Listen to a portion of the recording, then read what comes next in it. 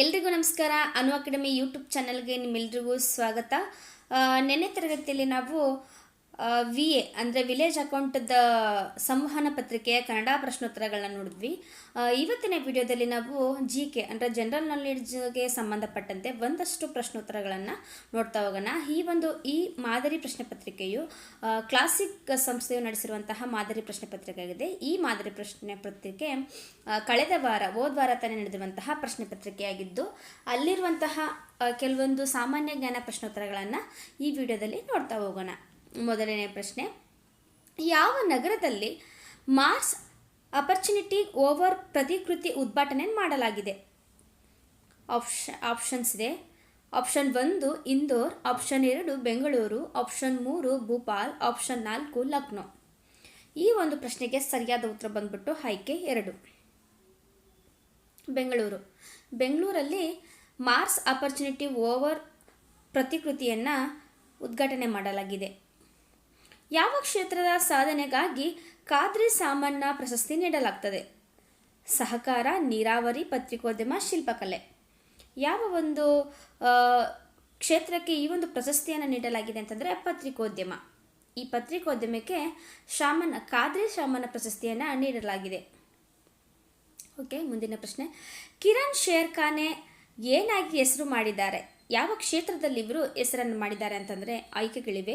ಚಿತ್ರಕಲಾವಿದ, ಉದ್ಯಮಿ, ಇತಿಹಾಸಕಾರ, ಸಂಗೀತಕಾರ. ಈ ಕಿರಣ್ ಶೇರ್ ಖಾನೆ ಎನ್ನುವವರು ಇತಿಹಾಸಕಾರರಾಗಿದ್ದಾರೆ. ಓಕೆ, ನೆಕ್ಸ್ಟ್ ಕ್ವಶನ್, ಕರ್ನಾಟಕ ಸರ್ಕಾರ ಜಾರಿಗೊಳಿಸಿದಂತಹ ಶಕ್ತಿ ಯೋಜನೆ ಯಾವುದಕ್ಕೆ ಸಂಬಂಧಿಸಿದೆ? ಆಯ್ಕೆಗಳಿವೆ. ಸೌರ ವಿದ್ಯುತ್, ಕೃಷಿ, ಮಹಿಳೆಯರಿಗೆ ಉಚಿತ ಬಸ್ ಪ್ರಯಾಣ, ಪ್ರಾಣಿ ಸಂರಕ್ಷಣೆ. ಈ ಶಕ್ತಿ ಯೋಜನೆಯು ಯಾವುದಕ್ಕೆ ಸಂಬಂಧಿಸಿದೆ ಅಂತ ನೋಡಿದ್ರೆ ನಾವು ಮಹಿಳೆಯರ ಉಚಿತ ಬಸ್ ಪ್ರಯಾಣಕ್ಕೆ ಇದು ಸಂಬಂಧಿಸಿದೆ. ಇದು ಹೋದ ವರ್ಷ ತಾನೇ ಬಂದಿರುವಂತಹ 5 ಗ್ಯಾರಂಟಿ ಯೋಜನೆಯಲ್ಲಿ ಇದು ಸಹ ಒಂದಾಗಿದೆ.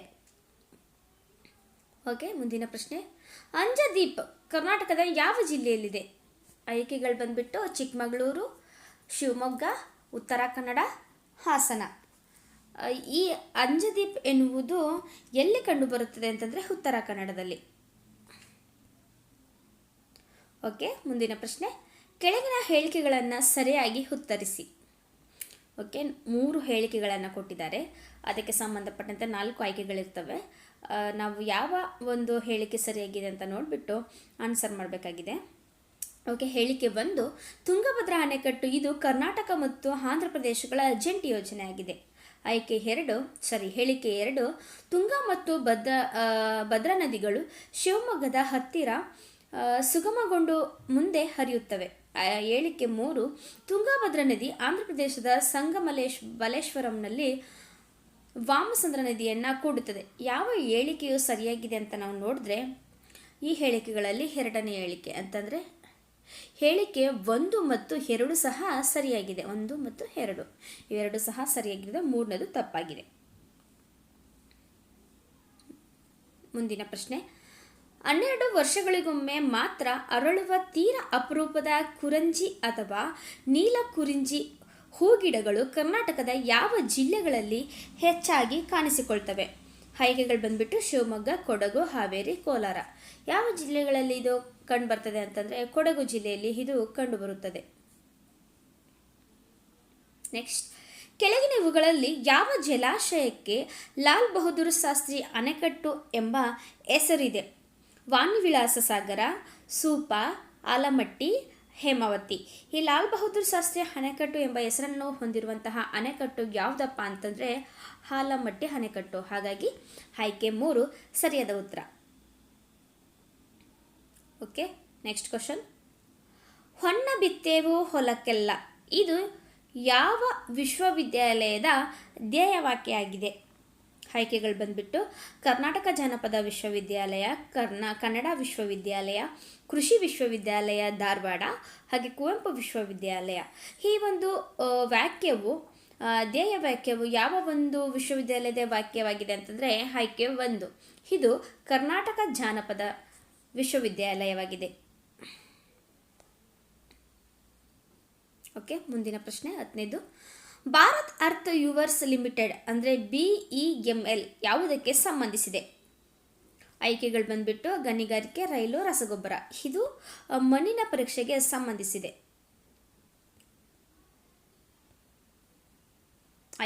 ಹಾಗಾಗಿ ಈ ಒಂದು ಪ್ರಶ್ನೆಗೆ ಸರಿಯಾದ ಉತ್ತರ ಬಂದ್ಬಿಟ್ಟು ಆಯ್ಕೆ 4. ನೆಕ್ಸ್ಟ್, ಈ ಕೆಳಗಿನವುಗಳಲ್ಲಿ ಯಾವುದು ಮನುಷ್ಯ ಪ್ರಾಣಿ ಸಂಘರ್ಷದ ಹಿಂದಿನ ಕಾರಣಗಳಾಗಿವೆ? ಆವಾಸ ಸ್ಥಾನ ವಿಘಟನೆ, ಸಾಗುವಳಿ ಪ್ರದೇಶದಲ್ಲಿ ಹೆಚ್ಚಳ ಕಂಡುಬರುವಂಥದ್ದು, ಹಾಗೆಯೇ ಜಾನುವಾರುಗಳ ಜನಸಂಖ್ಯೆಯನ್ನು ಹೆಚ್ಚಿಸುವುದು. ಸಂಕೇತಗಳಿಗೆ ಸಂಬಂಧಿಸಿದಂತೆ ಯಾವುದು ಸರಿಯಾಗಿದೆ ಅಂತ ನಾವು ನೋಡಬೇಕಾಗಿದೆ. ಈ ಒಂದು ಪ್ರಶ್ನೆಗೆ ಸರಿಯಾದ ಉತ್ತರ ಬಂದುಬಿಟ್ಟು ಆಯ್ಕೆ 4. ಅಂದರೆ ಮೇಲಿನ ಎಲ್ಲವೂ ಸಹ ಈ ಒಂದು ಪ್ರಾಣಿ ಸಂಘರ್ಷದ ಕಾರಣಗಳಾಗಿವೆ. ಆವಾಸದ ವಿಘಟನೆ ಕೂಡ ಒಂದು, ಸಾಗುವಳಿ ಪ್ರದೇಶದಲ್ಲಿ ಹೆಚ್ಚಳ ಆಗ್ತದೆ, ಹಾಗೆಯೇ ಜಾನುವಾರುಗಳ ಸಂಖ್ಯೆಯನ್ನು ಸಹ ಇದು ಹೆಚ್ಚಿಸುತ್ತದೆ. ಓಕೆ, ಮುಂದಿನ ಪ್ರಶ್ನೆ, ಕೆಳಗಿನವುಗಳಲ್ಲಿ ಯಾವುದು ಕೆಂಪೇಗೌಡರ ಜನ್ಮ ದಿನಾಚರಣೆಯ ದಿನ ಅಂತ ಎನಿಸಿಕೊಂಡಿದೆ? ಆಯ್ಕೆಗಳು ಬಂದ್ಬಿಟ್ಟು ಜೂನ್ 25, ಜೂನ್ 23, ಜೂನ್ 22, ಜೂನ್ 27. ಯಾವ ಒಂದು ಆಯ್ಕೆ ಸರಿಯಾಗಿದೆ ಅಂತಂದರೆ ಆಯ್ಕೆ 4. ಜೂನ್ 27ನೇ ತಾರೀಕು ನಾವು ಕೆಂಪೇಗೌಡರ ಜನ್ಮ ದಿನಾಚರಣೆಯನ್ನು ಆಚರಣೆ ಮಾಡಿದ್ವಿ. ಮೊನ್ನೆ ಲಾಸ್ಟ್ ಮಂತಲ್ಲಿ ಈ ಒಂದು ಕೆಂಪೇಗೌಡರ ಜನ್ಮ ದಿನಾಚರಣೆಯನ್ನು ನಾವು ಆಚರಣೆ ಮಾಡಲಾಗಿದೆ. ಓಕೆ, ನೆಕ್ಸ್ಟ್ ಕ್ವಶನ್, ದೇಶದ ದೊಡ್ಡ ಯುರೇನಿಯಂ ರಿಸರ್ವ್ ತುಲ್ವನಾಪಲ್ಲೆ ಯಾವ ರಾಜ್ಯದಲ್ಲಿ ಕಂಡುಬರುತ್ತದೆ? ಒಡಿಶಾ, ಆಂಧ್ರ ಪ್ರದೇಶ, ಕೇರಳ, ಹಾಗೆಯೇ ತಮಿಳುನಾಡು. ಯಾವ ರಾಜ್ಯದಲ್ಲಿ ಇದು ಕಂಡುಬರ್ತದೆ ಅಂತಂದರೆ ಆಂಧ್ರ ಪ್ರದೇಶ. ಓಕೆ, ವಿಶ್ವದಲ್ಲಿ ಅತಿ ಹೆಚ್ಚು ಹಾಲು ಉತ್ಪಾದಿಸುವ ದೇಶ ಯಾವುದು? America, Bharat, Argentina, Brazil. ಎಲ್ಲಿ ಅತಿ ಹೆಚ್ಚು ಹಾಲನ್ನು ಉತ್ಪಾದಿಸುವ ರಾಷ್ಟ್ರ ಆಗಿದೆ ಅಂತಂದರೆ ನಮ್ಮ ಭಾರತ ದೇಶದಲ್ಲಿ ಅತಿ ಹೆಚ್ಚು ಹಾಲನ್ನು ಉತ್ಪಾದನೆ ಮಾಡಲಾಗಿದೆ. ಓಕೆ, ಕೆಳಗಿನವುಗಳಲ್ಲಿ ಯಾವುದು ವಿಶ್ವ ಸಾಗರಗಳ ದಿನ ಎನಿಸಿದೆ? June 12, June 8, June 10, June 14. ವಿಶ್ವ ಸಾಗರಗಳ ದಿನಾಚರಣೆಯನ್ನು ನಾವು ಪ್ರತಿ ವರ್ಷವೂ ಸಹ ಜೂನ್ 8 ತಾರೀಕು ಆಚರಣೆಯನ್ನು ಮಾಡಲಾಗುತ್ತದೆ. ಸುದ್ದಿಯಲ್ಲಿದ್ದಂತಹ ಸಿದ್ದು ಮತ್ತು ಶಂಕರ ಇವೆರಡು ಯಾವ ಹಣ್ಣಿನ ತಳಿಗಳಾಗಿವೆ? ಸಿದ್ದು ಮತ್ತು ಶಂಕರ ಎನ್ನುವುದು ಮಾವು, ದ್ರಾಕ್ಷಿ, ದಾಳಿಂಬೆ, ಹಲಸು. ಯಾವ ಹಣ್ಣಿನ ತಳಿಗಳು ಅಂತ ನಾವು ನೋಡಿದ್ರೆ ಆಯ್ಕೆ 4 ಹಲಸಿನ ತಳಿಗಳಾಗಿವೆ. ಹಿಮ್ಮೇಲೆ ಇರುವಂತಹ 2 ತಳಿಗಳು ಸಹ. ಓಕೆ, ನೆಕ್ಸ್ಟ್ ಕ್ವಶನ್, ಆಸ್ಟ್ರೇಲಿಯಾದ ಇಕಾಲಿಪ್ಟ್ ಅರಣ್ಯ ಪ್ರದೇಶಗಳಲ್ಲಿ ನೆಲೆ ಕಂಡುಕೊಂಡಿರುವಂತಹ ಅಪರೂಪದ ಪ್ರಾಣಿ ಯಾವುದು? ಪಾಂಡ, ಗೆಂಡಾಮೃಗ, ಕಾಡುತೋಳ, ಹಾಗೆಯೇ ಕೋಲ. ಆಸ್ಟ್ರೇಲಿಯಾದಲ್ಲಿ ಕಂಡುಬರುವಂತಹ ಅಪರೂಪದ ಪ್ರಾಣಿ ಯಾವುದಪ್ಪ ಅಂತಂದರೆ ಕೋಲ. ಈ ಪ್ರಾಣಿಯು ಆಸ್ಟ್ರೇಲಿಯಾದಲ್ಲಿ ಕಂಡುಬಂದಿದೆ. ನೆಕ್ಸ್ಟ್, ಪಂಥೇರಾ ಪರ್ಡಸ್ ಇದು ಯಾವ ಕಾಡು ಪ್ರಾಣಿಯ ವೈಜ್ಞಾನಿಕ ಹೆಸರಾಗಿದೆ? ಆಯ್ಕೆಗಳು ಬಂದ್ಬಿಟ್ಟು ಬಿಳಿ ಹುಲಿ, ಕಪ್ಪು ಚಿರತೆ, ಸ್ಲಾತ್ ಕರಡಿ, ಹಾಗೆಯೇ ಪುನುಗು ಬೆಕ್ಕು. ಯಾವ ಒಂದು ವೈಜ್ಞಾನಿಕ ಹೆಸರು ಆಗಿದೆ ಅಂತಂದರೆ ಆಯ್ಕೆ 2. ಕಪ್ಪು ಚಿರತೆಯ ವೈಜ್ಞಾನಿಕ ಹೆಸರು ಬಂದ್ಬಿಟ್ಟು ಪಂಥೇರಾ ಪರ್ಡಸ್ ಎನ್ನುವುದು. ಓಕೆ, ಮುಂದಿನ ಪ್ರಶ್ನೆ, ಕೆಳಗಿನವುಗಳಲ್ಲಿ ಯಾವುದು ಫೀಲ್ಡ್ ಜೀನ್ ಬ್ಯಾಂಕ್ ಸ್ವರೂಪವೆನಿಸಿದೆ? 4 ಆಯ್ಕೆಗಳಿವೆ. 4 ಆಯ್ಕೆಗಳಲ್ಲಿ ಈ ಒಂದು ಪ್ರಶ್ನೆಗೆ ಸರಿಯಾದ ಉತ್ತರ ಬಂದ್ಬಿಟ್ಟು ಆಯ್ಕೆ 2. ತಳಿ ವೈವಿಧ್ಯತೆ ಮತ್ತು ಸಸ್ಯಗಳ ವಂಶವಾಹಿಗಳನ್ನು ಕೂಡಿಟ್ಟು ಬೆಳೆಸುವುದು. ಓಕೆ, ಮುಂದಿನ ಪ್ರಶ್ನೆ, ಯಾವ ರಾಜ್ಯದಲ್ಲಿ ಮೆಸೋತಿಕ್ ಯುಗದ ಬಂಡೆ ಕೆತ್ತನೆ ಪತ್ತೆಯಾಗಿದೆ? ಆಯ್ಕೆಗಳು ಬಂದ್ಬಿಟ್ಟು ಒಡಿಶಾ, ಮಧ್ಯಪ್ರದೇಶ, ಆಂಧ್ರ ಪ್ರದೇಶ, ಹಾಗೆಯೇ ಗುಜರಾತ್. ಯಾವ ರಾಜ್ಯಗಳಲ್ಲಿ ಇದು ಕಂಡು ಬರ್ತದೆ ಅಂತಂದರೆ ಆಂಧ್ರ ಪ್ರದೇಶದಲ್ಲಿ ಈ ಮೆಸೋತಿಕ್ ಯುಗದ ಬಂಡೆಗಳ ಕೆತ್ತನೆಯು ಪತ್ತೆಯಾಗಿದೆ. ಮುಂದಿನ ಪ್ರಶ್ನೆ, ಕೆಳಗಿನವುಗಳಲ್ಲಿ ಯಾವುದು ವಿಶ್ವ ಮಳೆಕಾಡು ದಿನಾಚರಣೆ ದಿನ? ಓಕೆ, ಆಯ್ಕೆಗಳು ಬಂದ್ಬಿಟ್ಟು ಜೂನ್ 22, ಜೂನ್ 24, ಜೂನ್ 26, ಹಾಗೆಯೇ ಜೂನ್ 25. ಈ ಒಂದು ಪ್ರಶ್ನೆಗೆ ಸರಿಯಾದ ಉತ್ತರ ಬಂದ್ಬಿಟ್ಟು ಆಯ್ಕೆ 1. ಜೂನ್ 22 ನಾವು ವಿಶ್ವ ಮಳೆಕಾಡು ದಿನಾಚರಣೆಯನ್ನಾಗಿ ಆಚರಣೆ ಮಾಡಲಾಗ್ತದೆ. ಓಕೆ, ಮುಂದಿನ ಪ್ರಶ್ನೆ, ಕೆಳಗಿನ ಹೇಳಿಕೆಗಳನ್ನು ಪರಿಗಣಿಸಿ. ಮೇಲಿನ ಹೇಳಿಕೆಗಳನ್ನು ಪರಿಗಣಿಸಿ ನಾವು ಆನ್ಸರ್ ನೀಡಬೇಕಾಗ್ತದೆ. ಜಾಮೀನು ಪದವನ್ನು ಕ್ರಿಮಿನಲ್ ಪ್ರೊಸೀಜರ್ ಕೋಡ್ ಸ್ಪಷ್ಟವಾಗಿ ವ್ಯಾಖ್ಯಾನಿಸಲಾಗಿದೆ ಮತ್ತು ಜಮೀನು ನೀಡಬಹುದಾದಂತಹ ಮತ್ತು ಜಾಮೀನು ರಹಿತ ಅಪರಾಧಗಳ ನಡುವೆ ವ್ಯತ್ಯಾಸವನ್ನು ತಿಳಿಸುತ್ತದೆ. ನ್ಯಾಯಾಲಯದಲ್ಲಿ ನಿರೀಕ್ಷಣಾ ಜಾಮೀನು ಅರ್ಜಿ ಬಾಕಿ ಇರುವಂತಹ ಮಧ್ಯಂತರ ಜಮೀನು ಸಹ ನೀಡಲಾಗ್ತದೆ. ಇದು ಯಾವುದು ಸರಿ ಯಾವುದು ತಪ್ಪು ಅಂತ ನಾವು ಹೇಳಬೇಕಾಗಿದೆ. ಈ ಒಂದು ಪ್ರಶ್ನೆಗೆ ಸರಿಯಾದ ಉತ್ತರ ಬಂದ್ಬಿಟ್ಟು ಆಯ್ಕೆ 2 ಅಂದರೆ ಬಿ ಮಾತ್ರ ಸರಿಯಾಗಿದೆ. ಓಕೆ, ಮುಂದಿನ ಪ್ರಶ್ನೆ. ಕೇಂದ್ರದ ಯಾವ ಸಚಿವಾಲಯವು ಅಂತಾರಾಷ್ಟ್ರೀಯ ಯೋಗ ದಿವಸ್ ಮಾಧ್ಯಮ ಸಮ್ಮಾನ ಪುರಸ್ಕಾರಗಳನ್ನು ನೀಡುತ್ತಿದೆ? ಆಯ್ಕೆಗಳಿವೆ. ಕೇಂದ್ರ ಸಹಕಾರ ಸಚಿವಾಲಯ, ಕೇಂದ್ರ ಗೃಹ ಸಚಿವಾಲಯ, ಕೇಂದ್ರ ಮಾಹಿತಿ ಮತ್ತು ಪ್ರಸಾರ ಸಚಿವಾಲಯ, ಹಾಗೆಯೇ ಕೇಂದ್ರ ಕ್ರೀಡೆ ಮತ್ತು ಯುವಜನ ವ್ಯವಹಾರಗಳ ಸಚಿವಾಲಯ. 4 ಆಯ್ಕೆಗಳಲ್ಲಿ ಈ ಒಂದು ಪ್ರಶ್ನೆಗೆ ಸರಿಯಾದ ಉತ್ತರ ಬಂದ್ಬಿಟ್ಟು ಆಯ್ಕೆ 3. ಕೇಂದ್ರ ಮಾಹಿತಿ ಮತ್ತು ಪ್ರಸಾರ ಸಚಿವಾಲಯವು ಇದನ್ನು ನೀಡುತ್ತದೆ, ಈ ಒಂದು ಪುರಸ್ಕಾರಗಳನ್ನು. ಮುಂದಿನ ಪ್ರಶ್ನೆ. Wimbledon grand slam tennis tournament ಯಾವ ದೇಶದಲ್ಲಿ ನಡೆಸಲಾಗ್ತದೆ? ಆಯ್ಕೆಗಳು ಬಂದ್ಬಿಟ್ಟು ಇಟಲಿ, ಫ್ರಾನ್ಸ್, ಇಂಗ್ಲೆಂಡ್, ಅಮೇರಿಕಾ. ಈ ಒಂದು ಟೂರ್ನಮೆಂಟನ್ನು ಯಾವ ಒಂದು ರಾಷ್ಟ್ರದಲ್ಲಿ ನಡೆಸಲಾಗ್ತದೆ ಅಂತಂದರೆ ಆಯ್ಕೆ 3 ಅಂದರೆ ಇಂಗ್ಲೆಂಡ್ನಲ್ಲಿ ಈ ಒಂದು ಟೂರ್ನಮೆಂಟನ್ನು ನಡೆಸಲಾಗ್ತದೆ. ಓಕೆ, ಮುಂದಿನ ಪ್ರಶ್ನೆ. ರಾಷ್ಟ್ರೀಯ ಹಸಿರು ಮಂಡಳಿಯ ಕೇಂದ್ರ ಕಚೇರಿ ಎಲ್ಲಿದೆ? ಆಯ್ಕೆಗಳು ಬಂದ್ಬಿಟ್ಟು ಆಯ್ಕೆ 1 ಡೆಹ್ರಾಡೂನ್, ಆಯ್ಕೆ 2 ಕಾನ್ಪುರ, ಆಯ್ಕೆ 3 ದೆಹಲಿ, ಆಯ್ಕೆ 4 ಪುಣೆ. ಈ ಒಂದು ಹಸಿರು ಮಂಡಳಿಯ ಕೇಂದ್ರ ಕಚೇರಿ ಎಲ್ಲಿ ಕಂಡುಬರ್ತದೆ ಅಂತಂದರೆ ಆಯ್ಕೆ 3 ಅಂದರೆ ದೆಹಲಿಯಲ್ಲಿ ಕಂಡುಬರುತ್ತದೆ. ಮುಂದಿನ ಪ್ರಶ್ನೆ. ಪವರ್ ಪಾಲಿಟಿಕ್ಸ್ ಮತ್ತು ವಾರ್ ಟಾಕ್ ಇವು ಯಾರ ಬರೆದಂತಹ ಕೃತಿಗಳಾಗಿವೆ? ಶೋಭಾ ಡೇ, ರೋಮಿಲಾ ಥಾಪರ್, ಅರುಂಧತಿ ರಾಯ್, ಮೇಲಿನ ಯಾರೂ ಅಲ್ಲ. ಈ ಪವರ್ ಪಾಲಿಟಿಕ್ಸ್ ಮತ್ತು ವಾರ್ ಟಾಕ್ ಎನ್ನುವ ಕೃತಿಗಳನ್ನು ಬರೆದವರು ಯಾರಪ್ಪ ಅಂತಂತಂದರೆ ಅರುಂಧತಿ ರಾಯ್. ಇವರು ಈ ಒಂದು ಕೃತಿಗಳನ್ನು ಬರೆದಿದ್ದಾರೆ. ಓಕೆ, ಮುಂದಿನ ಪ್ರಶ್ನೆ. ಕರ್ನಾಟಕ ರಾಜ್ಯದಲ್ಲಿ ವಂದೇ ಭಾರತ ಎಷ್ಟು ರೈಲುಗಳು ಸಂಚರಿಸ್ತವೆ? 3 ರೈಲುಗಳು, 4 ರೈಲುಗಳು, 5 ರೈಲುಗಳು, 6 ರೈಲುಗಳು. ಎಷ್ಟು ರೈಲುಗಳು ಸಂಚರಿಸ್ತವೆ ಅಂತಂದರೆ 6 ರೈಲುಗಳು ನಮ್ಮ ಕರ್ನಾಟಕ ರಾಜ್ಯದಲ್ಲಿ ಸಂಚರಿಸ್ತವೆ. ಓಕೆ, ಮುಂದಿನ ಪ್ರಶ್ನೆ. ಕೆಲ್ವಿನ್ ಕಿಪ್ಟಮ್ ಇತ್ತೀಚೆಗೆ ನಿಧನ ಹೊಂದಿದ್ದಾರೆ. ಹಾಗಾದರೆ ಇವರು ಯಾವ ಕ್ರೀಡೆಯ ಪ್ರತಿಭೆ ಆಗಿದ್ದಾರೆ? Marathon, athletics, football, cricket.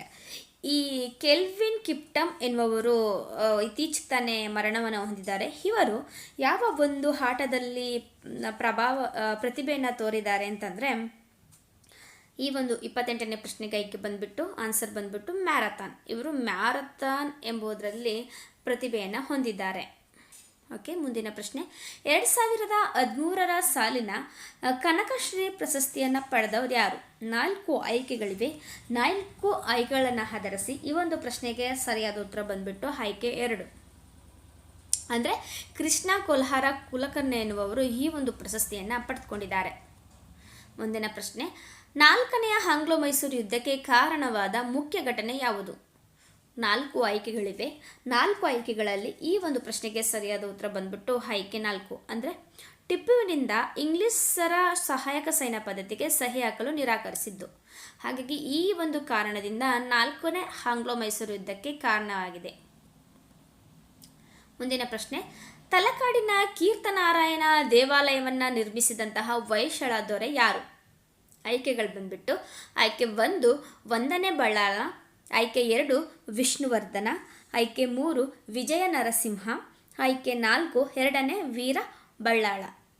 ಈ ಒಂದು ಪ್ರಶ್ನೆಗೆ ಸರಿಯಾದ ಉತ್ತರ ಬಂದ್ಬಿಟ್ಟು ಆಯ್ಕೆ 2 ವಿಷ್ಣುವರ್ಧನು ತಲಕಾಡಿನಲ್ಲಿ ಕೀರ್ತನಾರಾಯಣ ದೇವಾಲಯನ ನಿರ್ಮಿಸಿದ್ದಾನೆ. ಮುಂದಿನ ಪ್ರಶ್ನೆ. ಮೈಸೂರಿನಲ್ಲಿ ದಸರಾ ಉತ್ಸವವನ್ನು ಆಚರಣೆಗೆ ತಂದಂತಹ ಒಡೆಯರು ಯಾರು? 4 ಆಯ್ಕೆಗಳಿವೆ. ಕಂಠೀರವ ನರಸರಾಜ ಒಡೆಯರು, 1ನೇ ರಾಜ ಒಡೆಯರು, ಚಿಕ್ಕದೇವರಾಜ ಒಡೆಯರು, ಚಾಮರಾಜ ಒಡೆಯರು. ಈ ಒಂದು ಪ್ರಶ್ನೆಗೆ ಸರಿಯಾದ ಉತ್ತರ ಬಂದ್ಬಿಟ್ಟು ಆಯ್ಕೆ 2 1ನೇ ರಾಜ ಒಡೆಯರವರು ಮೈಸೂರಿನಲ್ಲಿ ದಸರಾ ಉತ್ಸವವನ್ನು ಜಾರಿಗೆ ತಂದವರಾಗಿದ್ದಾರೆ. ಮುಂದಿನ ಪ್ರಶ್ನೆ. ವಿಶ್ವ ವ್ಯಾಪಾರ ಸಂಘಟನೆಯ ಕೇಂದ್ರ ಕಚೇರಿಯಲ್ಲಿದೆ. ಆಯ್ಕೆಗಳು ಬಂದ್ಬಿಟ್ಟು ಜಿನೇವಾ, ನ್ಯೂಯಾರ್ಕ್, ರೋಮ್, ಪ್ಯಾರಿಸ್. ಈ ವಿಶ್ವ ವ್ಯಾಪಾರ ಸಂಘಟನೆಯ ಕೇಂದ್ರ ಕಚೇರಿಯು ಜಿನೇವಾದಲ್ಲಿ ಕಂಡುಬರುತ್ತದೆ. ಓಕೆ, ಮುಂದಿನ ಪ್ರಶ್ನೆ. ಕೆಳಗಿನವುಗಳಲ್ಲಿ ಅತಿ ಚಿಕ್ಕ ವಯಸ್ಸಿನ ಮುಖ್ಯಮಂತ್ರಿಯಾಗಿದ್ದವರು ಯಾರು? ಉಮರ್ ಅಬ್ದುಲ್ಲಾ, ಜಯಲಲಿತಾ, ಮಮತಾ ಬ್ಯಾನರ್ಜಿ, ಅಖಿಲೇಶ್ ಯಾದವ್ ಅವರು. ಈ ಒಂದು ಪ್ರಶ್ನೆಗೆ ಸರಿಯಾದ ಉತ್ತರ ಬಂದ್ಬಿಟ್ಟು ಆಯ್ಕೆ 4, ಅಖಿಲೇಶ್ ಯಾದವ್ ಅವರು ಅತ್ಯಂತ ಚಿಕ್ಕ ವಯಸ್ಸಿನಲ್ಲಿಯೇ ಮುಖ್ಯಮಂತ್ರಿಯಾಗಿದ್ದವರಾಗಿದ್ದಾರೆ. ಮುಂದಿನ ಪ್ರಶ್ನೆ. ASEAN ಇದರ ವಿಸ್ತೃತ ರೂಪ ಏನು? 4 ಆಯ್ಕೆಗಳಿವೆ. ಏಷ್ಯನ್ ಅನ್ನುವುದು. ಈ 4 ಆಯ್ಕೆಗಳಲ್ಲಿ ಈ ಒಂದು ಪ್ರಶ್ನೆಗೆ ಸರಿಯಾದ ಉತ್ತರ ಬಂದ್ಬಿಟ್ಟು ಆಯ್ಕೆ 3, ಅಂದರೆ association of south East Asian nation ಎಂಬ ಒಂದು ವಿಸ್ತೃತ ರೂಪವನ್ನು ಹೊಂದಿದೆ. ಮುಂದಿನ ಪ್ರಶ್ನೆ. ಬಟರ್ಫ್ಲೈ ಎಂಬ ಪದ ಯಾವ ಕ್ರೀಡೆಗೆ ಸಂಬಂಧಿಸಿದೆ? ಟೆನ್ನಿಸ್, ಬಾಸ್ಕೆಟ್ಬಾಲ್, ಈಜು, ವಾಲಿಬಾಲ್. ಯಾವ ಒಂದು ಕ್ರೀಡೆಗೆ ಇದು ಸಂಬಂಧಿಸಿದೆ ಅಂತಂದರೆ ಈಜುಗೆ ಈ ಬಟರ್ಫ್ಲೈ ಎನ್ನುವುದು ಸಂಬಂಧಿಸಿದೆ. ಓಕೆ, ಮುಂದಿನ ಪ್ರಶ್ನೆ. ಅರಿವು ಶೈಕ್ಷಣಿಕ ಸಾಲ ಯೋಜನೆಯಲ್ಲಿ ಎಷ್ಟು ವ್ಯಾಸಂಗದ ಕೋರ್ಸ್ಗಳಿಗೆ ಸಾಲವನ್ನು ನೀಡಲಾಗ್ತದೆ? ಈ ಒಂದು ಪ್ರಶ್ನೆಗೆ ಸರಿಯಾದ ಉತ್ತರ ಬಂದ್ಬಿಟ್ಟು ಆಯ್ಕೆ 4, ಅಂದರೆ 28 ಕೋರ್ಸ್ಗಳಿಗೆ ಸಾಲವನ್ನು ನೀಡಲಾಗ್ತದೆ. ಓಕೆ, ಮುಂದಿನ ಪ್ರಶ್ನೆ. ಪ್ರಸ್ತುತ ದೇಶದ ಅತಿ ಕಿರಿಯ ಸಂಸದೆ ಯಾರು?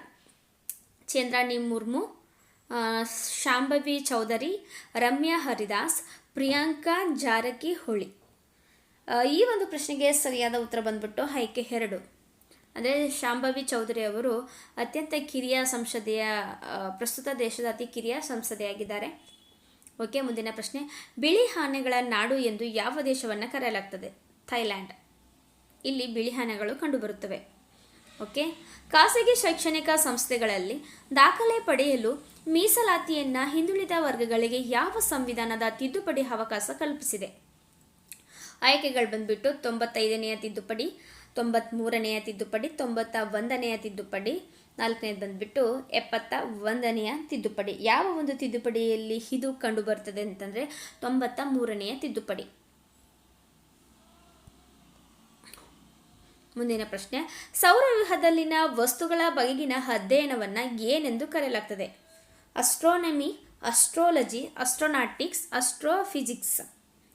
ಈ ಒಂದು ಪ್ರಶ್ನೆಗೆ ಸರಿಯಾದ ಉತ್ತರ ಬಂದ್ಬಿಟ್ಟು ಆಯ್ಕೆ 1, ಅಸ್ಟ್ರೋನಮಿ.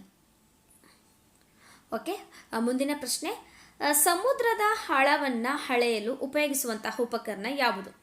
Altimeter, fathometer, fluxmeter, hygrometer. ನಮ್ಮ ಸಮುದ್ರದ ಆಳವನ್ನು ಅಳೆಯಲು ಉಪಯೋಗಿಸುವಂತಹ ಉಪಕರಣ ಯಾವುದಪ್ಪ ಅಂತಂದರೆ ಆಯ್ಕೆ 2, ಫ್ಯಾಥೋಮೀಟರನ್ನು ಉಪಯೋಗಿಸ್ಕೊಂಡು ನಾವು ಸಮುದ್ರದ ಆಳವನ್ನು ಅಳೆಯಲಾಗ್ತದೆ. ಓಕೆ, ಮುಂದಿನ ಪ್ರಶ್ನೆ. ವಿಶ್ವ ಮಾನವ ಹಕ್ಕುಗಳ ದಿನವನ್ನು ಯಾವ ದಿನಾಂಕದಂದು ಆಚರಿಸಲಾಗ್ತದೆ ಅಂತಂದರೆ ಆಯ್ಕೆ 1, ಅಂದರೆ ಡಿಸೆಂಬರ್ 10ರಂದು ಈ ಒಂದು ದಿನಾಚರಣೆಯನ್ನು ಆಚರಣೆ ಮಾಡಲಾಗ್ತದೆ. ಹಾಗೆಯೇ ಮುಂದಿನ ಪ್ರಶ್ನೆ. ಪಂಡಿತ್ ರವಿಶಂಕರ್ ಕೆಳಗಿನ ಯಾವ ಸಂಗೀತ ವಾದ್ಯರಾಗಿದ್ದಾರೆ? ಕೊಳಲು, ಸಾರಂಗಿ, ಸರೋದ್, ಸಿತಾರ್. ಈ ಪಂಡಿತ್ ರವಿಶಂಕರ್ ಎನ್ನುವವರು ಯಾವುದರಲ್ಲಿ ಪ್ರಖ್ಯಾತಿಯನ್ನು ಪಡೆದುಕೊಂಡಿದ್ದಾರೆ ಅಂತಂದರೆ ಆಯ್ಕೆ 4, ಸಿತಾರದಲ್ಲಿ ಇವರು ಸಿತಾರ ವಾದ್ಯದ ಸಂಗೀತರಾಗಿದ್ದಾರೆ.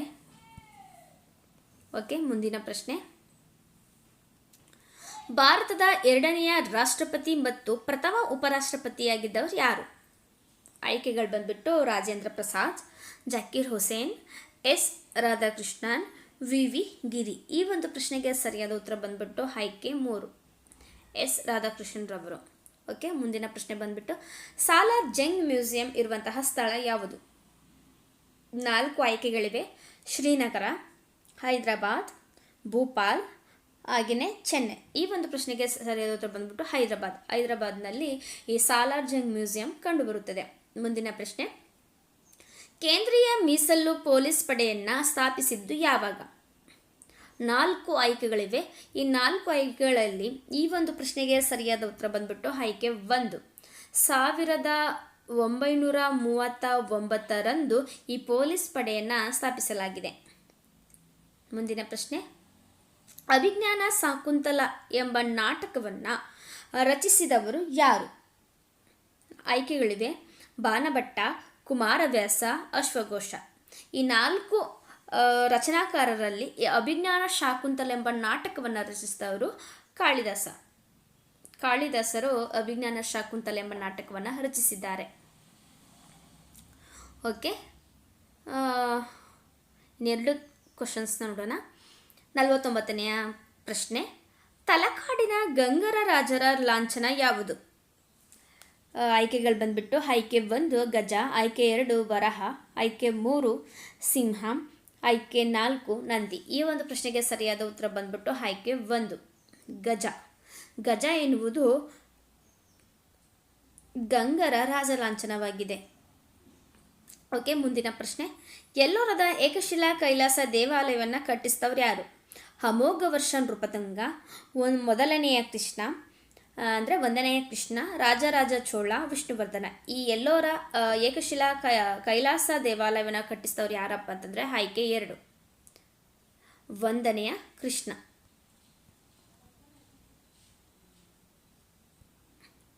ಓಕೆ ಸ್ನೇಹಿತರೆ, 40 ಕ್ವಶನ್ಸ್ ಆ್ಯಂಡ್ ಆನ್ಸರ್ಸ್ನ ನೋಡಿದ್ವಿ ನಾವು ಈ ಒಂದು ವಿಡಿಯೋದಲ್ಲಿ. ಮುಂದಿನ 50 ಕ್ವಶನ್ಸನ್ನು ಮುಂದಿನ ತರಗತಿಯಲ್ಲಿ ನೋಡೋಣ ನಾವು. ಈ ಒಂದು ವಿಡಿಯೋ ನಿಮಗೇನಾದರೂ ಇಷ್ಟವಾಗಿದ್ದರೆ ವಿಡಿಯೋನ ಲೈಕ್ ಮಾಡಿ, ಶೇರ್ ಮಾಡಿ, ಚಾನಲ್ನ ಸಬ್ಸ್ಕ್ರೈಬ್ ಮಾಡಿ. ಸಿಗೋಣ ಮತ್ತೊಂದು ವಿಡಿಯೋದೊಂದಿಗೆ. ಎಲ್ಲರಿಗೂ ಧನ್ಯವಾದಗಳು.